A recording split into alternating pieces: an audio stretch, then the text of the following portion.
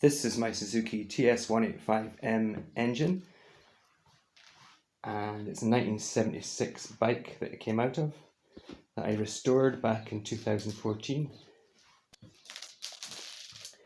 It's now sat in my cupboard for about 5 or 6 years and hasn't run, and the bike itself has been dismantled and put into various places for storage. So the idea is, this season, once the spring comes, I shall put it all back together and have a little video diary of me doing so.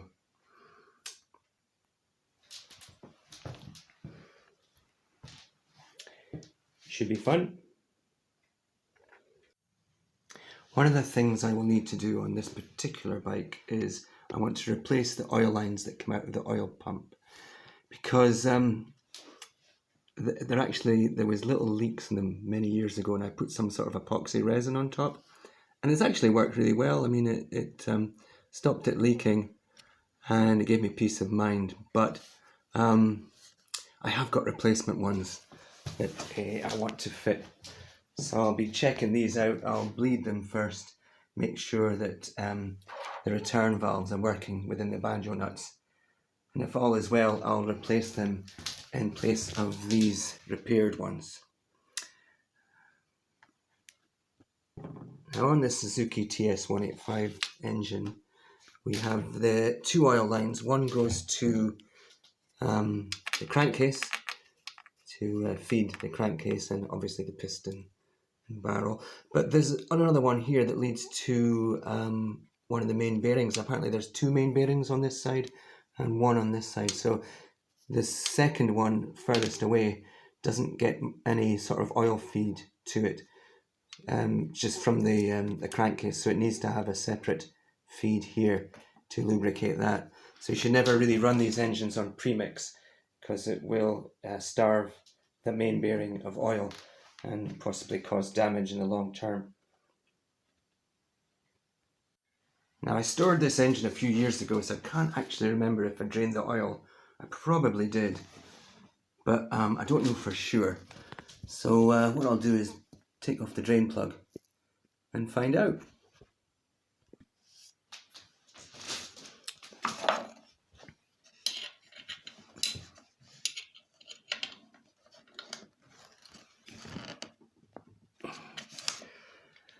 Sometimes when you don't have the right tools with you, which I don't because I left them in my lockup, you have to improvise with what you've got. So I can't really get enough leverage on that.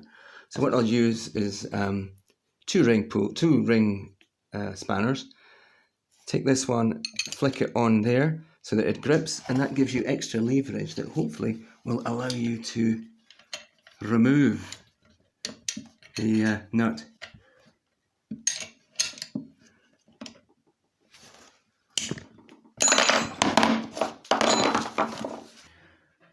Well, that wasn't very pretty, but it worked.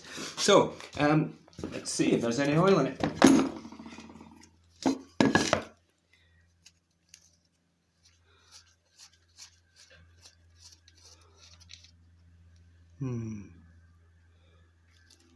I need a new washer. I haven't put a crush washer on there.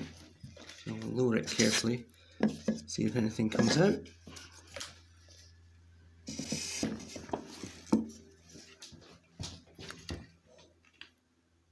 A little bit's coming out. Don't know if you can see that from there.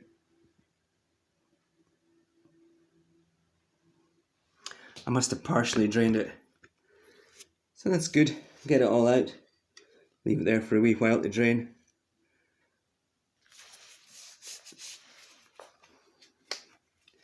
And then we'll see about getting those oil lines fitted.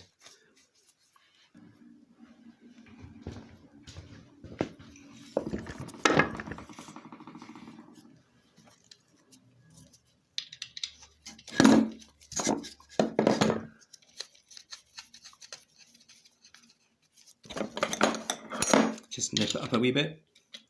What I'll do, I've got a wee bit of oil out there, so I think it was just residual oil that's found its way over the years, just drained out. I've sprayed a little bit of lubricant into the back of the intake there, just to help the piston move a bit. First time it's moved for a few years, and a wee bit in the up the exhaust outlet as well. So, and on top of the piston crown, don't know if you can see there, but see if I can shine the light in.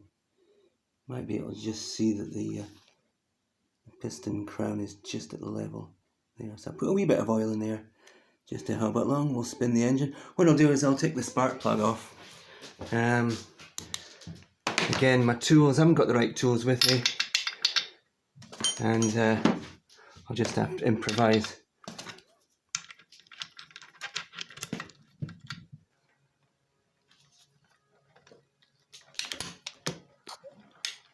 So that's the piston moving nice and freely now.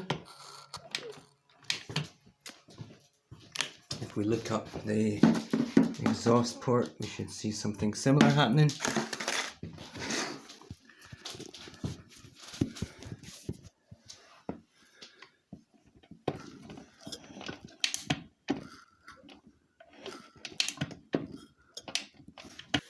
Having looked at the footage from yesterday, I've decided that I'm going to whip off the head here, because I've seen some scratches in the piston and want to investigate it a bit further.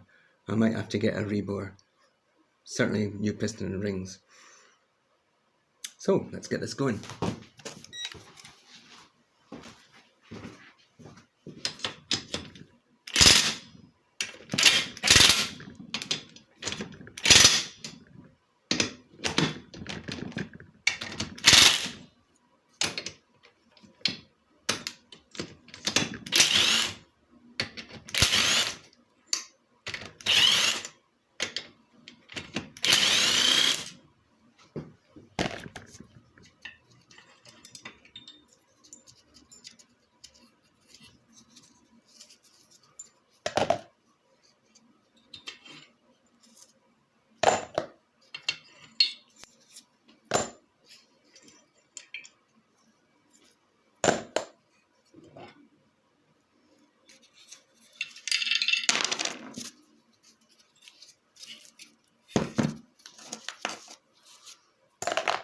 Quite a bit of carbon build-up on the exhaust side, but nice and clean here.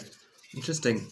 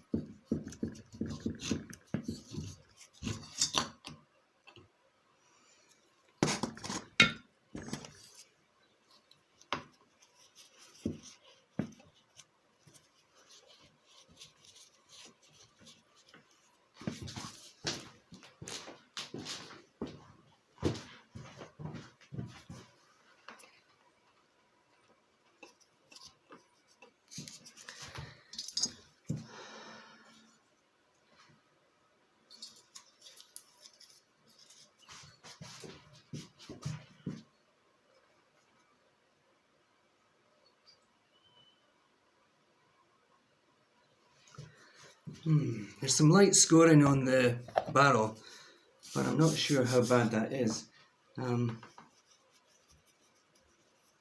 It's visible, but